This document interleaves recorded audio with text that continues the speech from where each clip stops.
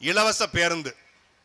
அதுவும் நாடு தமிழ்நாடு, வாழ்கிற மக்கள் தமிழர்கள், பேசுகிற மொழி தமிழ். அப்புறம் என்ன மைத்துக்கடா அரசு போக்குவரத்து கழகம்? ஏன்னா தமிழ்நாடு அரசு போக்குவரத்து கழகம் இல்ல. இந்த கேள்வியை கேட்ட ஒரே கட்சி அது நாம் தமிழர் கட்சி மட்டும்தான். பாருங்க, அரசு போக்குவரத்து எந்த அரசு? கர்நாடக அரசா, கேரள அரசா, மகாராஷ்டிரா அரசா, இல்ல திராவிட அரசா, இல்ல முகலாய அரசா, இல்ல விஜயநகர சாம்ராஜ்யமா, இல்ல ஓங்கோல் பேரரசா? என்ன அரசு? இல்ல சோழ பேரரசா, இல்ல சேர பேரரசா, இல்ல பாண்டிய பேரரசா? தமிழ்நாட்டுக்கு நாங்க தான் தமிழ்நாடுன்னு பேர் வாங்கி கொடுத்தோம். எங்க ஐயா அண்ணாதுரை தான் பேர் வச்சாரு அப்படின்னு பெருமையோடு பேசுகிற திமுக அரசு போக்குவரத்து கழகம் மாத்திட்டாங்க. ஏன் தமிழ்நாடு தூக்குன? அந்த தூக்குன தமிழ்நாடுங்கிற இடத்துல தமிழ்நாடு முழுமைக்கும் தமிழ்நாடு ஸ்டிக்கரை ஒட்டிய ஒரு கட்சி அது நாம் தமிழர் கட்சி மட்டும்தான்.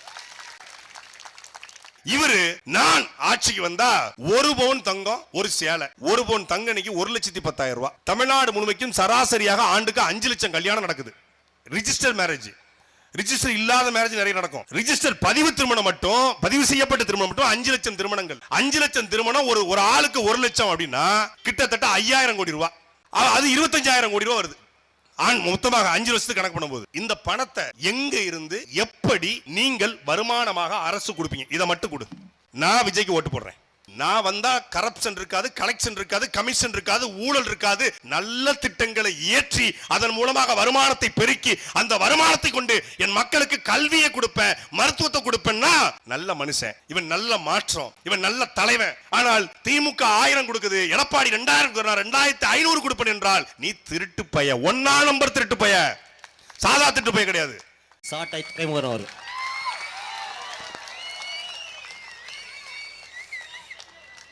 எப்படியும் நம்மைத்தான் பேச இருக்கிறான் என்று அமர்ந்திருக்கிற பெருமதிப்பிற்குரிய திமுகவின் உடம்பிறப்புகளுக்கும், எப்படியும் நம்மை 2ஆக புலப்பான் என்று ஆங்காங்கே மரங்களில் அமர்ந்திருக்கிற அணில் குஞ்சுகளுக்கும், பிரபாகரனின் பிள்ளை சீமானின் தம்பியின் புரட்சிகரமான மாலை வணக்கம். எனக்கு முன்பாக பேசிய மரியாதைக்குரிய அண்ணன் ஹிமாயின் அவர்களும், மரியாதைக்குரிய மச்சான் ராஜாராம் அவர்களும், ஆலங்குடி சட்டமன்ற தொகுதிக்கு சட்டமன்ற உறுப்பினராகவும் பெருமதிப்பிற்குரிய அமைச்சராக இருக்கக்கூடிய அண்ணன் மையநாதன் அவர்கள் எதையுமே செய்யவில்லை என்று சொன்னார்கள். பார்த்து கொண்டிருக்கிற பெருமக்களுக்கு ஒரு சந்தேகம் வரலாம். அமைச்சர் தொகுதி, 2 முறை எம்எல்ஏவாக இருந்திருக்கிறார், எதுவுமே செய்யலையா அப்படின்னு ஒரு கேள்வி உங்களுக்கு எல்லாத்துக்கும்.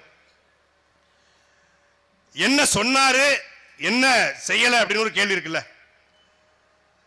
பெருமதிப்பிற்குரிய சுற்றுச்சூழல் துறை அமைச்சர் மாண்புமிகு மெய்யநாதன் அவர்கள் 2021 மார்ச் மாதம் நினைக்கிறேன் ஆலங்குடியில் தேர்தல் பிரச்சாரத்தை மண்ணை தொட்டு கும்பிட்டு ஆரம்பித்தார். நன்றாக ஞாபகம் இருக்கிறது. அதில் அவர் முதல் வாக்குறுதியாக சொன்னது ஆலங்குடியில ஒரு அரசு கலைக்கல்லூரி உருவாக்கப்படும் அப்படின்னு சொல்லியிருந்தார். உருவாக்கியிருக்காரா? கீரமங்கலத்தை தலைமையிடமாக கொண்டு புதிய ஊராட்சி ஒன்றியம் அமைக்கப்படும். கீரமங்கலம் புதிய தாலுகாவாக அறிவிக்கப்படும். கொத்தமங்கலம் பேரூராட்சியாக அறிவிக்கப்படும். காவிரி குண்டாறு இணைப்பு திட்டம் ஆலங்குடி தொகுதி முழுவதும் கொண்டு வரப்படும். குழு குழு குழு என்று தண்ணீர் பாய்ச்சப்படும். திட்டம் முற்றிலும் தடை செய்யப்படும். வம்பன் பகுதியில் புதிய தொழிற்பேட்டை சிப்காட் உருவாக்கப்பட்டு இளைஞர்களுக்கான வேலை வாய்ப்பு உறுதி செய்யப்படும். ஆவணத்தாங்கோட்டையில் பட்டய படிப்பு கல்லூரி ஐடிஐ தொடங்கப்படும். வடகாடு மாங்காடு பகுதியில் அதிகமான பூக்கள் காய்கறிகள் உற்பத்தியாவதால் குளிர் பதன கிடங்கு அமைக்கப்படும். ஆலங்குடியில் புறவழிச்சாலை அப்படியே அழகா ரவுண்டா உருவாக்கப்படும். வம்பனில் அரசு வேளாண்மை கல்லூரி அமைக்கப்படும். கடைசியாக அண்ணன் சொன்னது தைலமர காடுகளை 7000 ஏக்கர் தைலமர காடுகளை ஒழித்து சமூக நல காடுகளை உருவாக்கி செவ்வாயில இருந்து பார்த்தா இங்க தமிழ்னு தெரியும். இங்க இருந்து பார்த்தா தெரியாது. செவ்வாய்க்கு போகணும். நம்ம எப்படி போவ? செத்தாது போ. செவ்வாய்க்கு போனா செவ்வாயில இருந்து பார்த்தா தமிழ் அப்படின்னு தெரியற மாதிரி ஒரு காட்டை உருவாக்க போறாரு. எனக்கு பெரிய ஆச்சரியம். கீழ இருந்து பார்த்தாலே தமிழ் இல்ல. இங்க பாருங்க, ஏதோ ஜேசிபி பைக்ஸ், அங்க வந்து டீ காபி ரெடி, பாதாம்பால் தயாரு அப்படின்னு போட்டு முழுக்க இருட்டு வேற இல்ல. நாடே இருட்டு கிடக்கும் போது கை காட்டி மட்டும் இருட்டு இருக்காதா? இப்படி அண்ணன் வந்து சொன்னாங்க. அதை விட கூடுதல் வாக்குறுதிகள் அவர் ஒரு காணொளி வெளியிட்டார். எனக்கு நல்ல ஞாபகம் இருக்கு, நான் டவுன்லோட் பண்ணி வச்சிருந்தேன், அதை அப்பவே வச்சிருந்தேன். அதில் வந்து இப்போ நம்ம எல்லாம் பொய் சொல்லிட்டு போயிடக்கூடாதுல, அமைச்சர் பெரிய மனுஷன், நமக்கு ரொம்ப வேண்டப்பட்ட ஆளு, சொந்தக்காரர் வேற, அப்படிங்கும்போது எதையாவது சொல்லிட்டு போயிட்டாங்கப்பா என்னை பற்றி அப்படிம்பாங்க. என்னை நம்பி உங்களுக்காக பணியாற்றுவதற்கான வாய்ப்பினை கடந்த 5 ஆண்டு காலத்தில் தந்திருக்கின்றீர்கள். எதிர்கட்சியாக முடிந்ததை செய்திருக்கிறேன். விரைவில் திராவிட முன்னேற்ற கழகத்தின் ஆட்சியில் தலைவர் தளபதி முதலமைச்சராகின்ற பொழுது ஆளுங்கட்சி சட்டமன்ற உறுப்பினராக ஆலங்குடி தொகுதியில் நான் செய்ய இருக்கின்ற பணிகளை உங்கள் பார்வைக்கு கொண்டு வருகிறேன். முக்கியமா என்னோட வேலை காவிரி குண்டாறு இணைப்பு திட்டத்தை கொண்டு வந்து ஆலங்குடி தொகுதிக்குட்பட்ட அம்பளியாறு, வில்லுணியாறு, வெள்ளாறு, வெட்டாறு, பாம்பாறு அத்தனை ஆறுகளையும் இணைத்து இந்த பகுதியில் இருக்கின்ற அனைத்து குளங்களிலும் காவிரி உபரி நீரை தேக்கி இந்த மண்ணினுடைய நிலத்தடி நீர்மட்டம் உயர்த்துவதுதான் என்னுடைய முதல் குறிக்கோள். இந்த ஆலங்குடி தொகுதியில 1000 அடிக்கு ஆழ்குழாய் போயிருச்சு. இன்னும் ஒரு 5 வருஷம் ஆயிடுச்சுன்னா நம்ம குடிக்கிறதுக்கான தண்ணியே பார்க்க முடியாத என்கின்ற ஒரு சூழ்நிலை ஏற்படுகின்ற அச்சம் நமக்கு இருக்கிறது. விவசாயிகள், தன்னார்வலர்கள், இயற்கை ஆர்வலர்கள்லாம் இதிலே மும்முரமாக இருக்கிறார். கடல்ல போய் 100 TMC கலக்கிற அந்த தண்ணீரை இந்த மாவட்டத்திற்கு, இந்த ஆலங்குடி தொகுதிக்கு கொண்டு வந்து சேர்ப்பேன் என்கிற உறுதியை நான் தெரிவித்துக் கொள்கிறேன். நம்ம தொகுதியில 80க்கும் மேற்பட்ட ஊராட்சிகள், முழுக்க கிராம பகுதி, 2000க்கும் மேற்பட்ட குக்கிராமங்கள். இந்த பகுதியிலிருந்து நானும் ஒரு சாதாரண ஒரு கிராமத்தில் இருந்துதான் உங்களிடத்தில் நான் போட்டியிடுகிற வாய்ப்பை பெற்றிருக்கிறேன். அந்த கிராமங்களுடைய வளர்ச்சி என்பது இன்றைக்கு பின்தங்கி இருக்கிறது. அந்த வளர்ச்சியை மேம்படுத்துவதில் நான் முதல் ஆளாக பணியாற்றுவேன். தொடர்ந்து என்னுடைய 25 ஆண்டு கால பொது வாழ்க்கையில் முடிந்ததை இந்த மக்களுக்காக தொடர்ந்து செய்து வந்திருக்கிறேன். இப்பொழுது அத்தனையும் காக்கா கத்துது பாருங்க, காங்குது பாருங்க. இது மாதிரி நிறைய வாக்குறுதி கொடுத்தாங்க. அதுல வந்து ஆலங்குடி கீழாத்தூர்ல அரசு கலைக்கல்லூரி தொடங்குறதுக்கான வேலைகள் நடந்துகிட்டு இருக்கு. அதை தவிர அண்ணன் சொன்ன நான் காவிரி குண்டாறு வாய்க்கால் திட்டத்தை உருவாக்குவேன், குளிர்பதன கிடங்கு அமைப்பேன், கீரமங்கலத்தில் காய்கறிக்கென்று வெளிநாட்டுக்கு ஏற்றுமதி செய்வதற்கான வழிவகை செய்து தருவேன், இதற்கு வேலை வாய்ப்பை உறுதிப்படுத்துவேன் என்று வாக்குறுதி கொடுத்தாங்க. இதையெல்லாம் செய்யல என்பது நம்முடைய குற்றச்சாட்டு. அதைத்தான் ஹிமாயின் அவர்களும் ராஜாராம் அவர்களும் எல்லாரும் சொன்னாங்க. சட்டியில இருந்து வச்சுக்கிட்டா, சட்டியில இருந்தா ஆப்பையில வரும். அவர் என்ன வச்சுக்கிட்டா வஞ்சனம் பண்றாரு? அவர் மட்டும் செய்யல, அவங்க அப்பாவும் செய்யல. அவங்க அப்பா இங்க இருக்க அப்பா இல்ல, தமிழ்நாட்டுக்கு அப்பா ஒருத்தர் இருக்காருல்ல, அந்த அப்பாவே செய்யல. அவர் செஞ்சாதானே இவர் செய்வாரு. ஆட்சிக்கு வந்த உடனே ஒரு தேர்தல் அறிக்கை கொடுத்தாங்க. திமுகவோட தேர்தல் அறிக்கை திமுகவோட இணைய பக்கமா இருக்கக்கூடிய www.dmk.in அப்படிங்கிற இணைய பக்கத்துல இருக்கு. மரியாதைக்குரிய திமுக உடன்பிறப்புகள், சொந்தங்கள் போய் டவுன்லோட் பண்ணுங்க, படித்தவர்கள் போய் பாருங்க. அந்த தேர்தல் அறிக்கையில முதல் வாக்குறுதி என்ன தெரியுமில? திருக்குறளை தேசிய நூலாக மாற்ற மத்திய அரசை வலியுறுத்துவோம். 5 வருஷம் ஆச்சு. ஊழல் புகார் உள்ள அதிமுக அமைச்சர்களுடைய ஊழலை விசாரிக்க தனி நீதிமன்றம் அமைக்கப்படும். இல்ல. பெட்ரோல் விலை 5 ரூபாயும் டீசல் விலை 3 ரூபாயும் குறைக்கப்படும். கேஸ் மானியம் 100 ரூபாய் குறைக்கப்படும். இப்படி 100 முக்கியமான வாக்குறுதிகளும் 520 பக்கங்களுக்கு வாக்குறுதிகளும் வாரி வழங்கினாங்க. 10,64,000 கோடி தமிழ்நாடு அரசு கடன். ஆனால் இந்த கடனை வாங்கி இந்த அரசு செய்த ஒரு சாதனை, அப்ப ஒரு வாக்குறுதியை கூட நிறைவேற்றாம 5 ஆண்டுகளை நிறைவு செய்திருக்கிறது திராவிட முன்னேற்ற கழகம். இப்போ வந்து ஸ்டாலின் தான் வராரு, விடியல் தர போறாருனாங்க. இப்ப ஸ்டாலின் தொடரட்டும், தமிழ்நாடு முடியட்டுமா? ஸ்டாலின் தொடரட்டும், தமிழ்நாடு விடியட்டுமா? ஏற்கனவே விடிஞ்சது 10 ஐயா, திருப்பி வர விடிய 2.0 டிராவிடன் மாடல் 2.0. அவரே சொல்றாரு 10,64,000 கோடி கடன் வாங்கி என்ன சாதனை? மகளிருக்கு உரிமை தொகை 2023 இருந்து இந்த மாதம் வரைக்கும் உரிமை தொகை எல்லா மகளிருக்கும் பயங்கர மகிழ்ச்சி. அது 100 நாள் வேலை திட்டத்துக்கு போறக்கூடிய பெண்களுக்கு பெரிய மகிழ்ச்சி. காலையில எந்திரிச்ச உடனே 6,000 ரூபாய், நான் கூட எங்க அண்ணன் தான் போட்டான்னு நினைச்சேன் அப்படின்னு ஒரு தங்கச்சி, எங்க பெரியம்மா மகன் துபாயில இருந்து போட்டிருப்பானு ஒரு அம்மா, இல்லையே நான் யார்ட்டையுமே பணமே கேட்கலையே எப்படி போட்டாங்க அப்படின்னு ஒரு அக்கா அதிர்ச்சி ஆயிட்டாங்க. 5,000 ரூபாயை பார்த்த உடனே இன்ப அதிர்ச்சி ஆகி, அதாவது காலை விழிந்தவுடன் பெண்களுக்கு இரட்டை மகிழ்ச்சி. இன்ப அதிர்ச்சி கொடுத்த ஸ்டாலின் சன் நியூஸ்ல போட்டுட்டு இருக்கான்.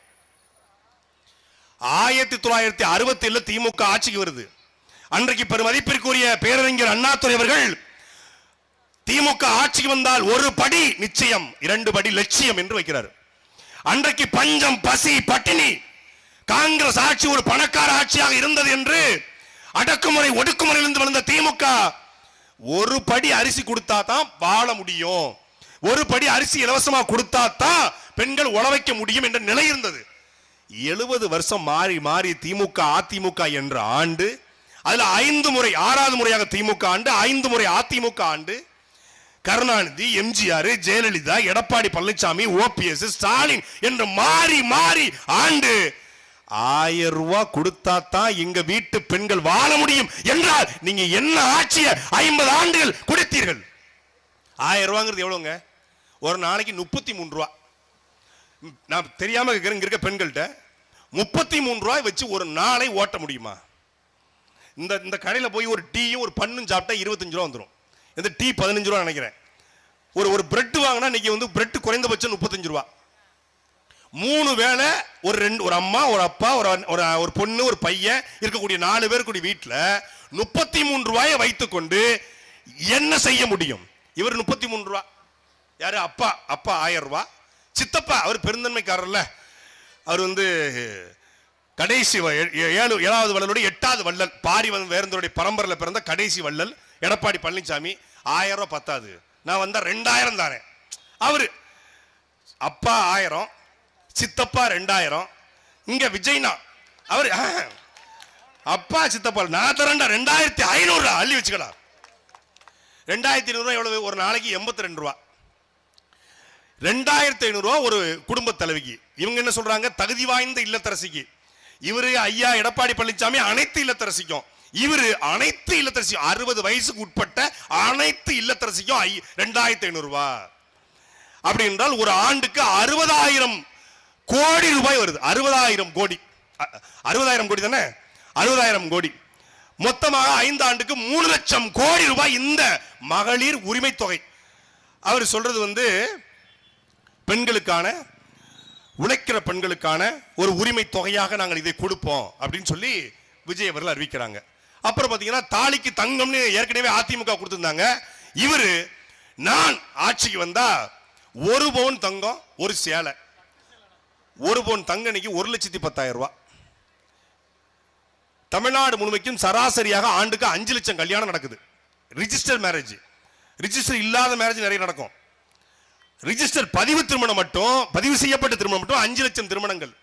5 லட்சம் திருமணம் ஒரு ஆளுக்கு 1 லட்சம் அப்படின்னா கிட்டத்தட்ட 5000 கோடி ரூபாய். அது 25,000 கோடி ரூபாய் வருது மொத்தமாக 5 வருஷத்துக்கு கணக்கு பண்ணும்போது. இந்த பணத்தை எங்க இருந்து எப்படி நீங்கள் வருமானமாக அரசு கொடுப்பீங்க? இதை மட்டும் கொடு, நான் விஜய்க்கு ஓட்டு போடுறேன். எந்த சோர்ஸ் ஆஃப் இன்கம் என்ன? ஒருத்தர் 1000, இன்னொருத்தர் 2000, இன்னொருத்தர் 2500. ஒரு பழைய காமெடி உண்டு, 1000, 10,000, 20,000, பிம்பிளிக்கு பிளாப்பி, அவ்வளவுதான். எல்லாம் என்ன பண்றாங்க? வரியை வாங்கி, மக்களுடைய வரியை வாங்கி நாங்கள் உங்களுக்கு தருவோன்றான். அப்ப வரிச்சுமை கூடாதா? நான் ஆட்சிக்கு வந்தால் இந்த 10,64,000 கோடி கடனை எப்படி அடைப்ப? எந்த பேச்சும் இல்லை. நான் ஆட்சிக்கு வந்தால் புதிதாக தமிழ்நாடு அரசுக்கு வருமானத்தை எப்படி சேர்ப்ப? எந்த பேச்சும் இல்லை. இயற்றலும் ஈற்றலும் காத்தலும் காத்த வகுத்தலும் வல்லது அரசு என்று வள்ளுவன் சொல்றான். நல்ல திட்டங்களை இயற்றி அதன் மூலமாக வருமானத்தை பெருக்கி அந்த வருமானத்தை கொண்டு மக்களுக்கு சேவை செய்கிற அரசு நல்ல அரசு, வல்ல அரசு. அப்படி ஏதாவது திட்டம் உங்ககிட்ட இருக்கா? யார்கிட்ட இருக்கு? எங்க அண்ணன் சீமான்ட்ட இருக்கு. நிலமும் வளமும் சார்ந்த தொழிற்சாலையை உருவாக்குவேன். ஆலங்குடியா எல்லாரும் பண்ருட்டி பலாப்பழம் சாப்பிட்டு இருப்பான். ஆனா எங்க மாமா ஒரு வடகாட்டு பலாப்பழம் எவனும் சாப்பிட்டது இல்ல. நான் பொண்ணு எடுத்த ஒரு பலாப்பழம் சாப்பிட்டது இல்ல. இந்த ஆலங்குடி பலாப்பழம் தான்டா தமிழ்நாட்டிலே சிறந்த பலாப்பழம். ஆனால் அந்த பலாப்பழத்துக்கான சரியான விலை கொடுக்கப்படுகிறதா? இங்கே ஒரு பலாப்பழ தொழிற்சாலை, பலாப்பழத்தை மதிப்பு கூட்டக்கூடிய தொழிற்சாலை உருவாக்குற குறைந்தபட்சம் 10,000 பேருக்கு வேலையை கொடுக்க முடியும்.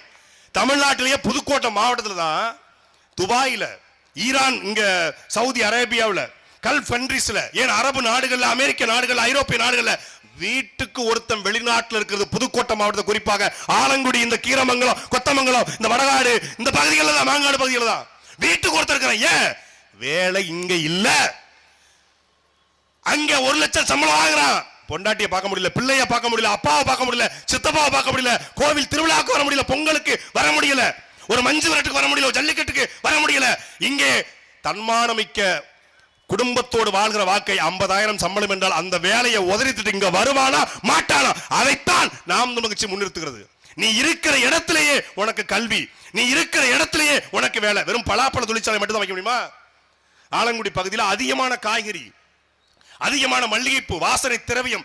இந்த வடகாடு இந்த பகுதியில் வாசனை திரவிய தொழிற்சாலை வைப்போம். இவங்க சொன்ன வார்த்தையில நம்ம காதுலாம் அப்படியே மல்லிப்பூ வாசனை. ஆஹா, அழகா பேசுறாங்களே. மல்லிப்பூ தொழிற்சாலை வைப்போம், வாசனை. எல்லாரும் நீங்க அதிமுக கடன் சொல்லுவாங்க, திமுக கடன் சொல்லுவாங்க, செய்ய மாட்டாங்க. இப்ப அது வச்சா யாருக்கு வைக்கிறது? வச்சா யாருக்கு கான்ட்ராக்ட் கொடுப்பது? அந்த வாசனை திரவியத்தை எடுத்து எந்த கான்ட்ராக்ட் மூலமாக துபாய்க்கு அனுப்புது? அதுல போட்டிப்போம். நம்ம எடுக்கிறதா அவர் எடுக்கிறதா? அதுல எப்படி கமிஷன் அடிப்பது? அது போட்டி. அப்ப நாங்கள் என்ன சொல்றோம்? இதை இப்ப சொல்லல, 2016 நாம் தமிழர் கட்சியுடைய தேர்தல் அறிக்கையை சொல்லிக்கிறோம். ஆலங்குடி தொகுதியில் குறிப்பாக இந்த வடகாடு, ஆவணம் இதுக்கு இடைப்பட்ட பகுதியில் வாசனை திரவிய தொழிற்சாலையை உருவாக்குவோம் என்பது எங்களுடைய 2016 தேர்தல் வாக்குறுதி. அப்படித்தான் நீங்க பொருளாதாரத்தை ஈட்ட முடியும். அதன் மூலமாக அரசுக்கு வருமானத்தை ஈட்டி அந்த வருமானத்தை கொண்டு ஆரம்ப கல்வி முதல் ஆராய்ச்சி கல்வி வரை, எல்கேஜி முதல் பிஹெச்டி வரை அனைவருக்கும் இலவசம் என்பது நாம் தமிழர் கட்சியுடைய தேர்தல் அறிக்கை. அவன் 1000 இலவசம், இவர் 2000 இலவசம், அவர் 2500 இலவசம். நாங்கள் அனைவருக்கும் கல்வி இலவசம். நீ 1ஆம் வகுப்புல இருந்து 12ஆம் வகுப்பு வரைக்கும் இடைநிற்றலுக்கு 15,000, 5 ஏக்கர் வச்சிருந்தா கல்வி இலவசம். 5 அது சொல்றாப்ல, விஜய் சொல்றாப்ல, தஞ்சாவூர்ல பேசும்போது 5 ஏக்கருக்கு கீழே வச்சிருக்கவங்களுக்கு 1ல இருந்து 12 வரைக்கும் இலவசம். சரி, ஏன்டா 5 ஏக்கர் 10 சென்ட் இருக்கு, இப்ப நான் படிக்கணுமா கூடாதா? 5 ஏக்கர் நான் வச்சிருக்கேங்க. எங்க வச்சிருக்கேன்? எங்க ஊர் தென்காசி மாவட்டம் வீராணத்தில் வச்சிருக்கேன். வீராணத்தில் 5 ஏக்கருக்கு என்ன மதிப்பு? அதே 5 ஏக்கர் நான் திருச்சி பக்கத்துல பஞ்சப்பூர் வச்சா என்ன மதிப்பு? பஞ்சப்பூர்லயும் 5 ஏக்கர் இருக்கு, எங்க ஊர் வீராணத்தையும் 5 ஏக்கர் இருக்கு. அந்த மதிப்பு என்பது வெறும் 10 லட்சம். பஞ்சப்பூர் வச்சிருந்தா 10 கோடி. இப்ப எனக்கு பஞ்சப்பூர்களுக்கும் படிப்பு உண்டா இல்ல வீராணத்துக்கு படிப்பு உண்டா? என்னடா உன் கணக்கு? 5 ஏக்கருக்கு கம்மியா இருந்தா இலவசம், 5 ஏக்கருக்கு மேல இருந்தா இலவசம் இல்ல. 2 ஏக்கர் கம்மியா இருந்தா கூட்டுறவு கடன் ரத்து, 2 ஏக்கருக்கு மேல இருந்தா கூட்டுறவு கடன் ரத்து இல்ல. சரி, 2 ஏக்கர் 1 சென்ட் வச்சிருக்கங்க, கூட்டுறவு கடன் ரத்து பண்ணுவியா பண்ண மாட்டியா? எவனோ ஒருத்தன் எழுதி கொடுத்துட்டாங்க, எழுதி கொடுத்து பார்க்கிறான். மக்களின் பிரச்சனைகளை மனதிலிருந்து பேச முடியாமல் துண்டு சீட்டுல பேசுறவன் எப்படியா தலைவனாக இருக்க முடியும் என்று ஒருத்தன் கேட்கல. மக்கள் பிரச்சனை மனசுல இருந்து வரணும்ல. நான் என்ன செய்ய போறேன், நாங்க என்ன செய்ய போறோம் என்பது எங்களுக்கு தாள்ல இருந்து வரல, எங்களுக்கு தலையிலிருந்து வருது. நாங்க தாளை பார்த்து பேசுற கூட்டம் கிடையாது. இந்த தாள் என்பது வேட்பாளர் பேரு, அது மாத்தி பேசுற கூட்டம் எழுதி வச்சிருக்கோம். அப்ப மக்கள் பிரச்சனை உனக்கு தெரியல, அடிச்சு விடுறாப்ல. அது எப்படி செய்வாப்லையாமா விஜய்? மரியாதைக்குரிய தமிழ்நாடு முதலமைச்சர் அவர்கள் ஸ்டாலின் சா டாக்ஸ் அப்படின்னு ஒன்று வாங்குறாரா. அதாவது 4,30,000 கோடி பட்ஜெட்னா 30% ஸ்டாலின் ஒதுக்கிறாரா. கமிஷனா போயிருதான். எதுக்கு, எப்படி கமிஷனா போகுது? ஒரு பாலம் கட்டணுங்க, 1 லட்சம் ரூபாய்க்கு பாலம் கட்டணும். 30 விழுக்காடு திமுக, 20 விழுக்காடு திமுக தலைமை குடும்பத்துக்கு, 10 விழுக்காடு திமுக அமைச்சர் எடுத்துறாங்க. அப்போ 1 லட்சத்துக்கு கட்ட வேண்டிய பாலத்தை 70,000 கட்டுறாங்க. அப்ப என்னதுக்கு பேரு? முறைகேடு, ஊழல். சார் என்ன சொல்றாப்ல? அதாவது 30 விழுக்காடு திமுக கொள்ளையடிச்சிருது, திமுக குடும்பத்துக்கு போயிருது. எதுல? ஒழுங்கா கட்ட வேண்டிய 1 லட்சத்துக்கு கட்ட வேண்டிய பாலத்தை 70,000க்கு கட்டி 30,000 திமுக கொள்ளையடிக்குது. ஆனா நான் வந்தா அதே மாதிரி 30 விழுக்காடு கொள்ளையடிச்சு உங்களுக்கு கொடுப்பேன். அப்ப நீயும் தரமற்ற பாலத்தை உருவாக்க போற, நீயும் தரமற்ற சாலை உருவாக்க போற, நீயும் கமிஷன், நீயும் கரப்ஷன், நீயும் கலெக்ஷன் தான். நீ திமுகவுக்கு எப்படி மாற்று? இந்த கேள்வியை நாங்க எழுப்புறோம். திமுக பத்தி எங்களுக்கு நல்லா தெரியும், எல்லாருக்கும் தெரியும். பரம்பரையா திமுக கொள்ளையடிக்குது. திமுக காரங்களுக்கு தெரியும். நீங்க திமுக அமைச்சரை கூப்பிட்டு, ஆனா நீங்க கமிஷன் இது வரைக்கும் வாங்கல போப்பா, ஆனா நீங்க ஊழல் இது வரைக்கும் பண்ணதில்லைன்னு கேளுங்க, அட போப்பா. திமுக காரங்களை ஏத்துக்க மாட்டாங்க. என்னைக்காவது ஐயா ஸ்டாலின் நான் 1 பைசா ஊழல் பண்ணாதவன் அவர் சொல்லியிருக்காரா? அவங்க ரொம்ப வெளிப்படைத்தன்மை டிரான்ஸ்பரண்டா இருப்பாங்க. நாங்க கொள்ளையடிப்போம் தம்பி, அதில் ஒன்றும் இல்லை. எடப்பாடி கேட்டிங்கன்னா நாங்கள் அடிப்போங்க, இவ்வளவு அடிக்க மாட்டோங்க. நீங்கள் பார்த்தீங்கன்னாங்க அவங்களவுக்கு நாங்கள் ரொம்ப ரஃப் கிடையாதுங்க, நாங்கள் கொஞ்சம் சாஃப்டாக தான் டச் பண்ணுவோங்க. அவங்க 20%, நாங்கள் 10% தாங்க. அவங்க என்ன பண்ணுவாங்கன்னா, நாங்கள் பசிக்கு வந்து கடலையை பிடுங்குவோங்க. அவங்க கடலை செடி மேலே இருக்குங்க, கடலையை மட்டும் பறிச்சு போயிடுவாங்க. பட் அவங்களுக்கு தான் 2 பேருக்கும் வித்தியாசம், டிஃபரன்ஸுங்க. மற்றபடி எங்களுக்கு இல்லைன்னு இவங்க சொல்லுவாங்க. பட் 2 பேருமே ஊழல் பண்ண மாட்டோம், லஞ்சம் வாங்க மாட்டோம், கரப்ஷன் கலெக்ஷன் கமிஷன் பண்ண மாட்டோன்னு என்னைக்குமே சொன்னது கிடையாது. 2 பேருக்குள்ள போட்டி என்ன? நீ ஆத்துமல்ல கொள்ளடிக்கிறதா, நான் ஆத்துமல்ல கொள்ளடிக்கிறதா? நீ கனிமூலத்தை கொள்ளடிக்கிறதா, நான் கனிமூலத்தை கொள்ளடிக்கிறதா? நீ கமிஷன் வாங்குறதா, நான் கமிஷன் வாங்குறதா? நீ தமிழ்நாட்டை முதல்ல மொட்டடிக்க போறியா, நான் தமிழ்நாட்டை முதல்ல மொட்டடிக்க போறேன்? 2 பேருக்கு அதான் போட்டி.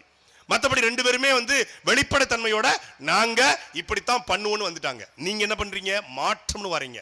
2 பேரும் சரியில்லை. தீய சக்தி திமுகவா? கலைஞர் ரோல் மாடல் சாருக்கு, யாருக்கு? நம்ம பக்காமாசுக்கு கலைஞர் ரோல் மாடல், திமுக தீய சக்தி. ஜெயலலிதா ரோல் மாடல், அதிமுக ஊழல் சக்தி. எப்ப யாரா நீ? யாருப்பா நீ? Kalaignar role model, MGR role model, Jayalalithaa role model, Anna role model, Stalin role model, அப்புறம் Trisha role model, Keerthy Suresh role model, எல்லாம் சொல்லிருங்களேன். எல்லாருமே ரோல் மாடல் தானே. அடிச்சு விடுறது. இவர் வந்து தாய்மாமன் சீர்திட்டத்தில் ஒவ்வொரு வீட்டு பிள்ளைக்கும் ஒரு மோதிரம். பெத்த பிள்ளைய ரோட்ல விட்ட நீ என்ன தாய்மாமன் சீர் செய்ய போற? உன் மகனை வீட்டுக்குள்ள அனுமதிக்க முடியல, கட்டிய மனைவிய வீட்டுக்குள்ள அனுமதிக்க முடியல.